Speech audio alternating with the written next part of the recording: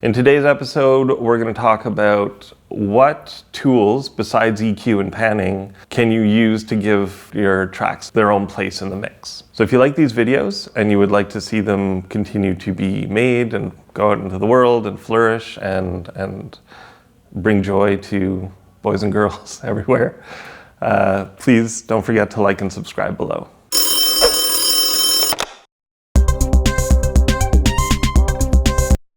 When I think of a mix and I think of space, I kind of break it down into three dimensions, a three-dimensional soundstage. So I think about width, I think about height, and I think about depth. EQ tends to cover the height. Width, I'm thinking about panning. So that leaves, in my mind, a sense of depth and using that depth dimension to give something space. And the two main things I would use there would be time-based effects like reverb and delay, or just plain level. As far as reverb is concerned, the more decoupled the reverb is going to be, the more you have the dry signal sitting out front, using like pre-delay or something like that.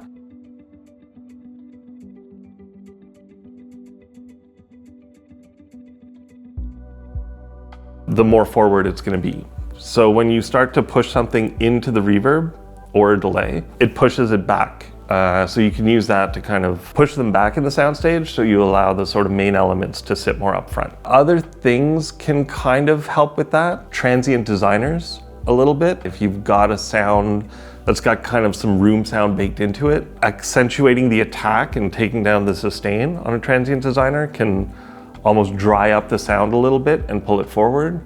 And doing the inverse, kind of taking down the attack and bringing up the sustain, would push it back. Then the other thing would be level for me. And for that, it's just plain old automation on the faders is a huge tool at your disposal. And I know it's not the sexiest thing. It's not a new plugin that you can buy with a super awesome graphic interface, but it is possibly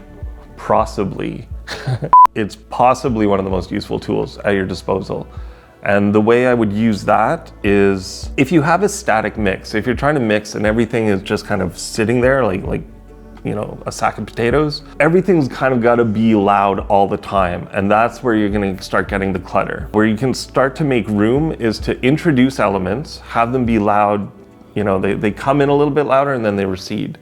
So to me, a balanced mix is one that's constantly moving. I know it sounds counterintuitive, but that's kind of how you make room. You introduce elements and then you let them recede a little bit because they've already kind of registered to the listener's brain. They know they're there. They don't have to keep sort of presenting themselves. I pretty much automate volume on every single track. I've got one of those little fader interfaces and I'll do like the broad balancing, and then kind of one of the last steps I'll do is just run each track and ride the fader in real time. So we're not talking huge, you know, 10 dB swings. Drum fill happens, you bring it up and then you pull it back down.